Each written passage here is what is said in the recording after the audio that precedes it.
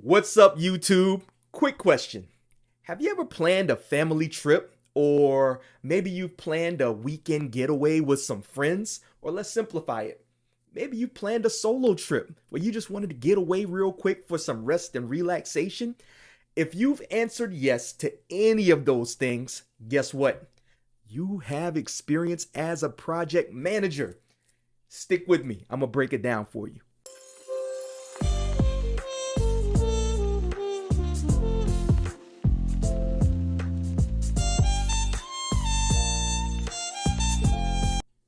Welcome to Pump the Positivity. My name is Keith Ravenel. I'm a 24-year retired Air Force veteran, and I'm currently working as a project management consultant.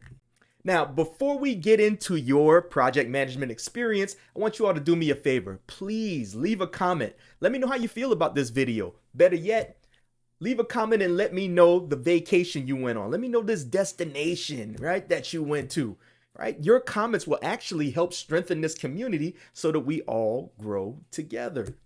So the more I teach project management methodologies, the more I realize we perform project management work on a daily basis in our professional and our personal lives. And generally speaking, projects require 5 process groups, and those are initiating, planning, executing, monitoring, controlling, and closing. My wife and I recently went on a European vacation to celebrate our anniversary, and I'm going to use that trip to walk you all through the 5 project management process groups.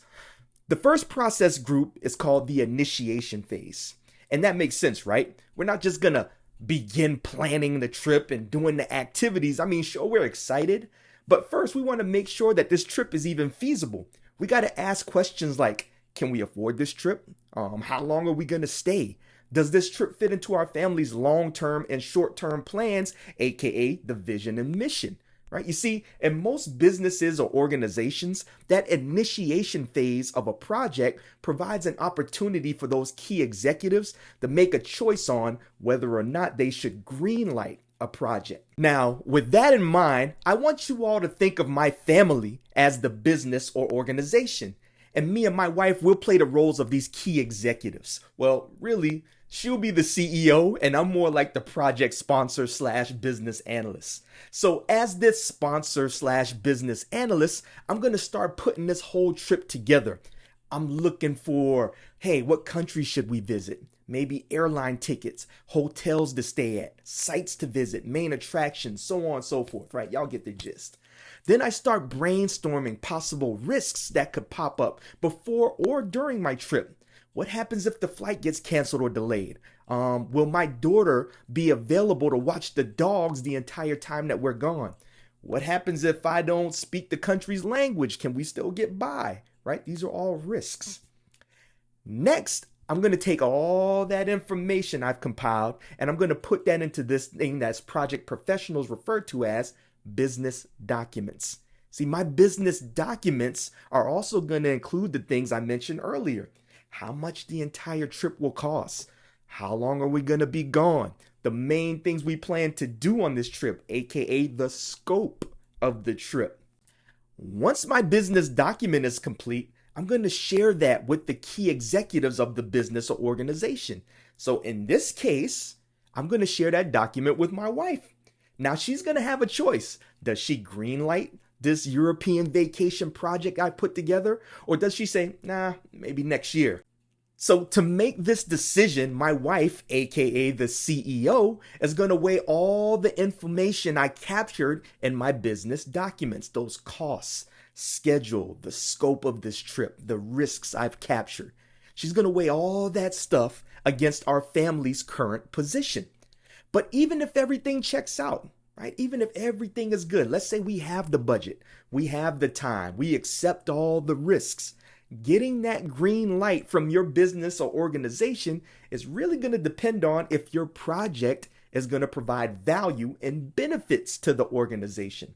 Now, luckily, the CEO, aka my wife, decided that this European vacation project fits into our family budget. Right? It works with our schedules and it's going to provide value because it's going to give us some much needed quality time, which in turn will make our family stronger. Right? So I'm getting the green light here. Good. Now that my project has been greenlit, I'm going to take off my business analyst project sponsor hat, and now I'm going to put on my project manager cap. This is also where the information that was captured in those business documents is now going to be transferred to a new document called a project charter. Okay, so my European vacation project has been greenlit. Yes, I'm excited. All right, we're going overseas, right? Oh man, taking my lady overseas. But now it's time to move to that next process group, that planning phase. I've already done some loose planning to get my project greenlit. Now I'm going to start getting a little bit more into the weeds, right? I decided that this is going to be an 8-day trip. So let's plan everything that we're going to do in this 8-day time span. Now, did I mention that our anniversary actually falls on Valentine's Day? So you know I got to take my lady to Paris for Valentine's Day, right? And that's thus the title of this video. All right, so I'm planning. I got France, and we only have time for maybe one more country. Hey, how about England, right? England sounds cool, and they're close together. Cool, so I'm planning now Paris and London, right? I want the two major cities there. So I plan visiting Paris on the front side of our trip because we're flying out close to Valentine's Day, and I wanted to be in the romantic city for our anniversary. Then we would fly over to London, hang out there for a few days before returning home. So I'm like, yeah, this trip is coming together.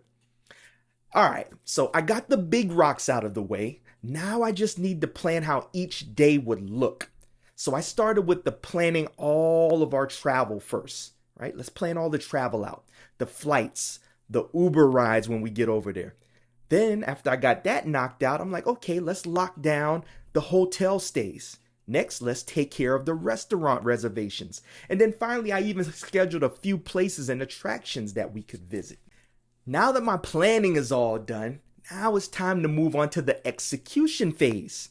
Right? Now it's time to put all those weeks of planning into action. Now it's go time for the trip, right? This is the exciting part right here. We're actually doing this thing. So I figured 2 days out of these 8 days that I had planned on our trip would be spent traveling. So I planned on us flying out on February 13th from Pensacola, Florida to London on Delta Airlines. It's about an 11-hour flight. Right, so then I figured we landed at London Heathrow Airport, walk up to the counter, we checked in, and then we caught a flight to Paris on British Airways. That was an 1.5-hour flight, so we finally ended up arriving in Paris around 6 p.m. their local time. I already planned an Uber to pick us up from Charles de Gaulle Airport, and a guy holding the sign with our last name was waiting for us at the baggage claim, so my plans are actually starting to work here. Yes. So it took us about 30 minutes for us to get from the airport to our hotel. And we enjoyed watching the Parisian scenery on our drive as we passed even the Arc de Triomphe. Kind of reminded me of that. Y'all seen John Wick, the John Wick movie where he's like going around this roundabout and he's fighting off like 1 million bad guys in high traffic area. It was pretty cool because I'm supposed to be thinking about romance, but I'm thinking about John Wick right now, riding through here and bad guys jumping out and all of that stuff. I digress. So I booked us 3 nights at the Hotel La Comtesse, and the website showed these rooms with these beautiful views of the Eiffel Tower, and they did not disappoint. Now, the room was a bit on the small side, but it's hard to complain when you got that view and your lady is smiling. So I'm like, yeah, I'm feeling good, right? So we freshened up, changed clothes, caught an Uber to our first spot on my itinerary, the Moulin Rouge. The Moulin Rouge was a cool experience, right? But it's definitely something for tourists. It kind of reminded me of the type of shows you would see if you went to Vegas. Now, you know what? Now that I think about it, I think they do have a Moulin Rouge show in Vegas, right? But I'll probably never see that one since I got a chance to see the authentic version over in Paris. But long story short, we had a great time, right? The show took about, maybe it was like a couple hours or something like that for the show, and we had some drinks there. And then afterward, we kind of hung around the local area, took a few pictures, right? But we were definitely beat. So we caught an Uber back to the room, and yeah, all that traveling, it definitely started to catch up with us, the jet lag and everything. Now, the next day, we hit the Louvre, right? That was on my wife's bucket list. And now that I think about it, man, it should have been on my bucket list. I just never really gave it much thought, but this thing was amazing. I'm so glad that we went. right? And if you all get an opportunity to check out this museum, please, please, please do yourself a favor, check that out. Now, I will say that it's massive and you can easily spend an entire day just visiting this museum. So we took lots of pictures inside and out. And we even got an opportunity to, of course, see the Mona Lisa, a lot smaller than I expected. Also got a chance to see the iconic Lady Liberty leading the people. And after checking out all that art, we even got a chance to go outside and check out some of the other monuments that were sitting on the outside of the Louvre, which was another cool experience right there. So once we got all that in, we went back to the room, once again, freshen up, because now it's time to hit the town. Keep in mind, this is Valentine's Day, our anniversary. Right? And so it was definitely a Valentine's Day / anniversary to remember. So day 3 was a few more sites that we visited, and then we headed to the airport and we flew back over to London. So remember how I mentioned that capturing risk during the initiation phase in the project management, you pretty much want to try to capture as many risks as you can up front. But it's impossible, right? Impossible to catch every single thing. That's why you and your team should utilize things like a risk register or risk lists to continue capturing risk throughout the life cycle of your project. Now, why do I bring this up? Well, when we landed in London, it was raining and, we actually had to deboard the plane by walking down this long flight of stairs, right? And it was on outside, right? So we had to walk down the flight of stairs and then you jump into the bus. The bus takes you over to the terminal.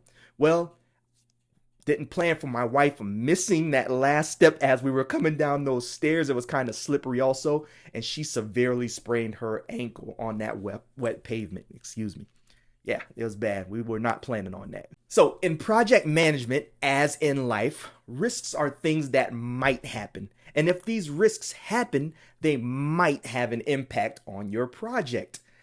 Issues, on the other hand, are things that have happened and they will have an impact on your project. My wife spraining her ankle was an issue, and that issue did have an impact on the schedule of my project. It took a while for the remaining passengers to deboard the plane. So picture this. Me and my wife sitting down at the bottom of the stairs, right? She's in pain. I'm rubbing her back saying, babe, it's going to be okay. And passengers are kind of just walking down the steps beside us and getting onto the bus. And it was like, man, it was tough, right? But my wife is so sweet. She just kept on apologizing for being clumsy and messing up the trip. And I'm like, man, forget this trip. Let's just focus on making sure that you haven't broken anything, right? And focus on getting you comfortable as possible, because I could tell she was in a whole lot of pain. And it took a little while, but the flight crew, right, were very nice. They stayed with us the entire time. And then finally, when the medic showed up, they put us in a little ambulance and took us over to the terminal and got her all taken care of and squared away. So I said it messed up the schedule. We ended up missing the scheduled Uber that I had that was going to take us from the airport to the hotel, but no worries, because I spoke with the Uber driver and I told him our situation, and he actually sympathized with me and offered to pick us up at a later time without incurring any additional expense, because he had a couple of other runs in that area. Man, this was huge because I didn't have to change my budget at all. Right, but I definitely gave him a nice tip for taking care of us like that. That was really, really awesome. So we got my wife's ankle checked out and we got her all treated, taken care of. And I still felt so bad for her because they didn't have any crutches. So she kind of had to makeshift hobble, skip around. And I figured our trip was over at this point. We're just going to hang out in the hotel room in London until it's time to fly back to the States. Actually, not as bad as it sounds, though, because once we saw our room, dang, I booked us 2 nights at this place called the Park Plaza County Hall, London.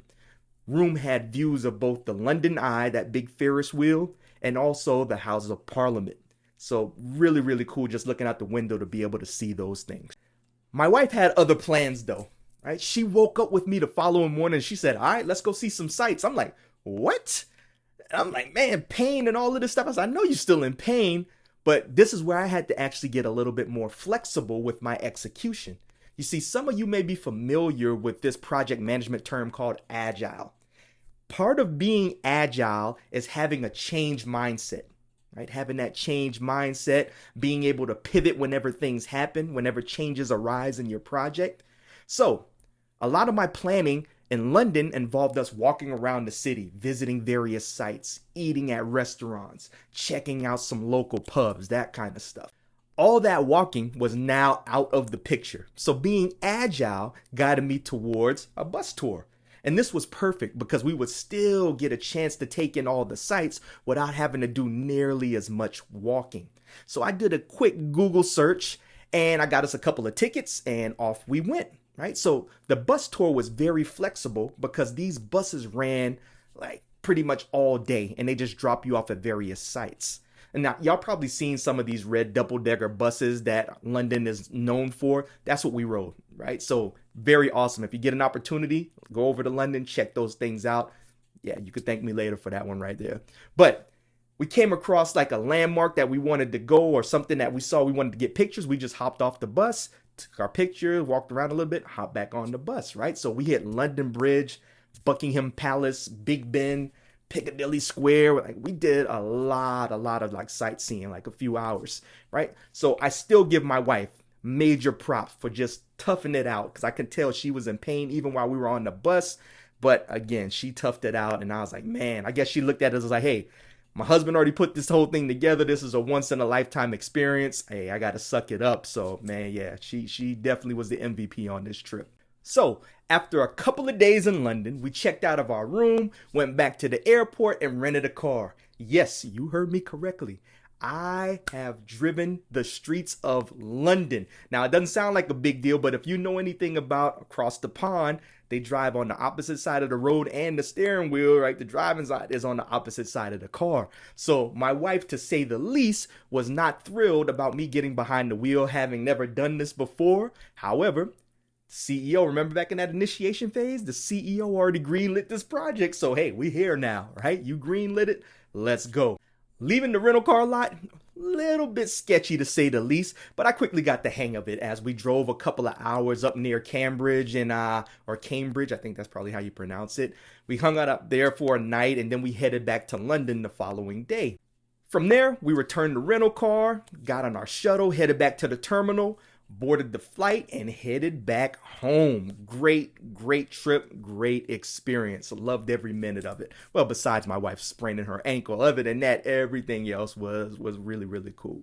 Now, the next phase, monitoring, controlling, actually occurs during the execution phase. You see, during monitoring, controlling, you're still identifying risks. You're tracking the progress of your project, making any necessary adjustments to keep your project on track. So remember when I spoke about my wife spraining her ankle? That was an example of how the execution phase and that monitoring and controlling phase overlap one another. You see, we were executing my plan by catching our flight back to London. However, during our execution, we encountered an issue. My wife spraining her ankle.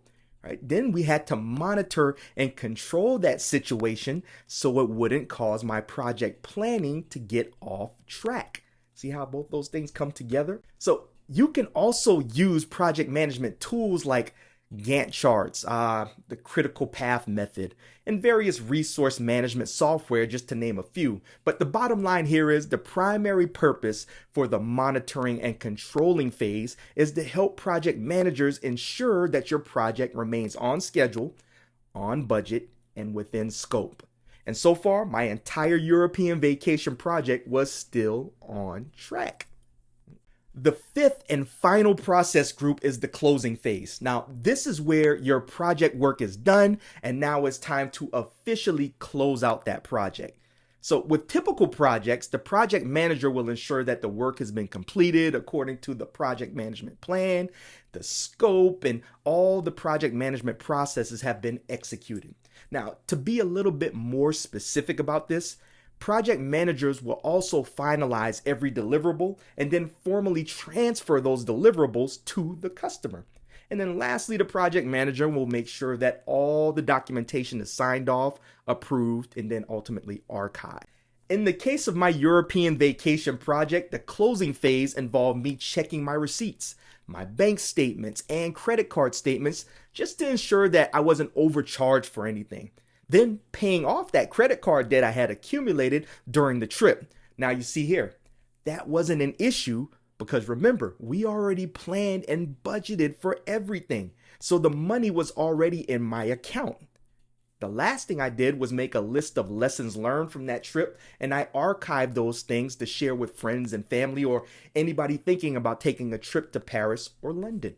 So overall, I must say it was a great trip. Despite my wife spraining her ankle, and she still even said the trip was amazing and couldn't believe how well I had planned everything out. I might have actually done too good a job because she said she's going to leave all future trip planning up to me. So I don't know if that's a good thing or a bad thing, but I will say project management definitely helped me out. All right, so that was my attempt at putting project management process groups into everyday life. Now, I understand people aren't taking European vacations every day, but hopefully you still gain a better understanding of how projects flow through these process groups. So I really enjoyed making this video, and in fact, I plan on creating a lot more of these types of videos where I'll put project management practices into real life scenarios, because I feel that people tend to grasp these methodologies a little bit better whenever you can put it into real life practice. So leave a comment. Let me know if you got any value out of this video and if you would like me to make more content like this. I like to end all my videos with the lucky equation. And if you've been watching my videos, you're probably getting hip to this by now. But the equation goes preparation plus opportunity equals luck. See, you're preparing yourself by investing in your future, learning new things, getting degrees, getting these certifications. Then you're going to create those opportunities by doing things like networking and applying for various positions. When you put those things together, you too will get lucky. Again, my name is Keith Ravenel. I look forward to sharing more content and interacting with you. So please share, like, subscribe, all that good stuff if you found any value in this video and you want to help this channel grow. Take care, everybody. Pump the positivity.